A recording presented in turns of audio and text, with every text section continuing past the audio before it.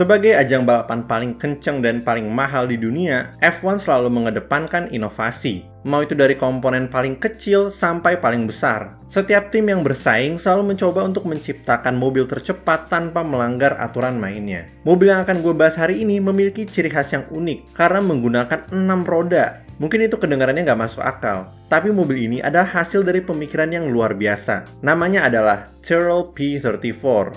Ide dari P34 berasal dari seorang desainer mobil bernama Derek Gardner.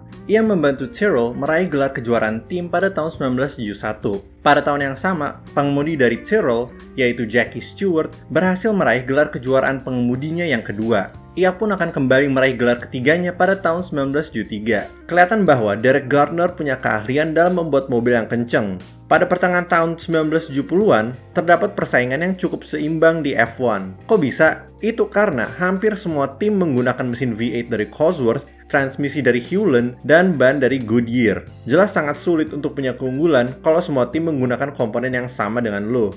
Dari situlah, Derek Gardner mulai memikirkan cara untuk membuat mobil yang unggul. Akhirnya, dia menggunakan konsep yang pernah ia buat untuk sebuah mobil IndyCar di tahun 1968. Idenya adalah untuk membuat sesuatu dengan 6 roda, 2 roda besar di belakang, dan 4 roda kecil di depan. Kenapa ini adalah desain yang jenius? Karena dengan menggunakan 4 roda depan yang ukurannya sama dengan lebar dan tinggi badan mobil, itu bisa mengurangi daya angkat atau lift yang dihasilkan pada bagian depan. Dengan berkurangnya lift, otomatis gaya gesek atau drag juga ikut berkurang. Keunggulan ini membuat P34 punya bentuk yang lebih aerodinamis, setara dengan menambah 40 horsepower ke mesinnya.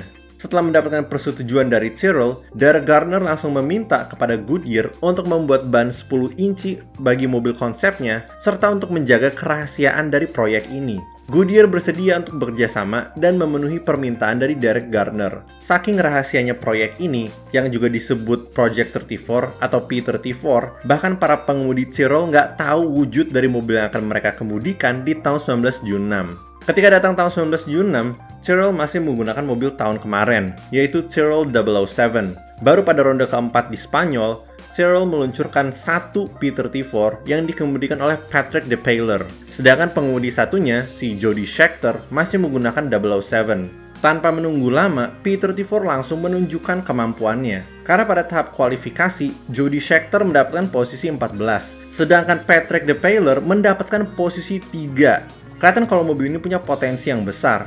Tapi sayangnya, Patrick Depailler mengalami masalah pada rem depan dan terpaksa harus berhenti. Walaupun begitu, pada ronde selanjutnya di Belgia, Tyrrell meluncurkan P34 yang kedua, sehingga kedua pembalapnya menggunakan mobil yang sama. Walaupun Depailler gagal lagi untuk finish, Scheckter berhasil mendapatkan posisi 4. Momentum yang naik ini diikuti dengan juara 2 dan 3 bagi Scheckter dan Depailler pada ronde ke-6 di Monaco. Tapi hasil yang paling menakjubkan terjadi pada ronde ke-7 di Swedia. Ini merupakan momen historis yang tidak akan terulang lagi di F1. Karena Scheckter dan Depailler berhasil juara 1 dan 2. Kenapa gue bilang momen ini tidak akan terulang?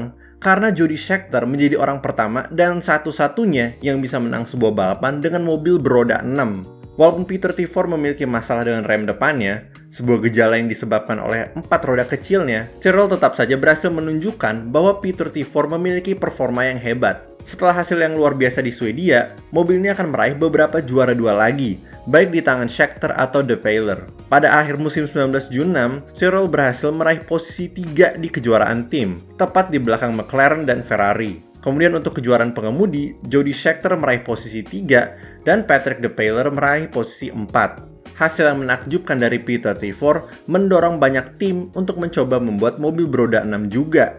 Untuk tahun 1977, P34 mendapatkan beberapa perubahan supaya bentuknya lebih mulus. Susunan pengemudinya juga diubah, dengan Jody Scheckter yang diganti oleh Ronnie Peterson. Untuk 2 balapan pertama di Argentina dan Brazil, kedua pengemudi Tyrrell gagal untuk finish. Bukan awal yang bagus sih. Untungnya pada ronde ketiga di Afrika Selatan, Depailler berhasil mendapatkan juara 3, sedangkan Peterson sekali lagi gagal finish. Selama satu musim berjalan, kelihatan bahwa P34 yang sekarang udah nggak sebagus yang dulu. Dari 17 balapan, Peterson hanya berhasil finish 7 kali dengan 1 kali juara 3 di Belgia. Sedangkan Depailler hanya berhasil finish 8 kali dengan 2 kali juara 3 di Amerika Serikat dan Jepang, serta 1 kali juara 2 di Kanada. Pada akhir musim 1977, Tyrrell mendapatkan posisi 6 pada kejuaraan tim. Sedangkan untuk kejuaraan pengemudi, Peterson mendapatkan posisi 14 dan Depailler posisi 8. Mungkin lo jadi bertanya, kok bisa Peter T4 yang sebelumnya kompetitif di tahun 76 tiba-tiba jadi cacat di tahun 77? Terdapat dua alasan utama yang bisa menjelaskan hal ini. Pertama, berbagai perubahan yang dilakukan pada Peter T4 untuk tahun 77 justru membuat mobilnya lebih berat. Hal ini otomatis berdampak negatif terhadap performa, terutama ketika ngerem dan melewati tikungan. Kedua, karena Goodyear tidak mengembangkan ban 10 inci yang dibuat khusus untuk Peter T4.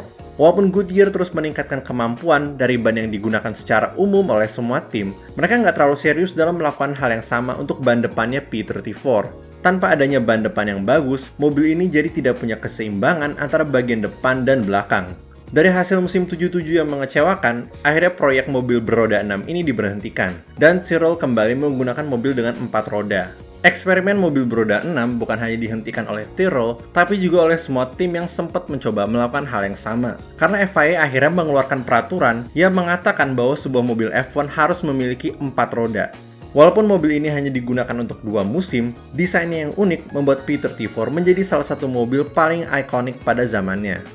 Oke guys, sampai situ dulu untuk video kali ini. Peter T4 adalah sebuah ide dengan banyak potensi. Sayangnya, mobil ini terpaksa harus diberhentikan karena tidak dapat bersaing dengan yang lain.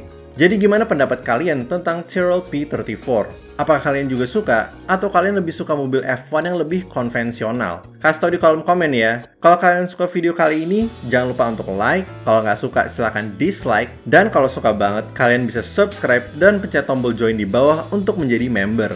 Makasih banyak guys!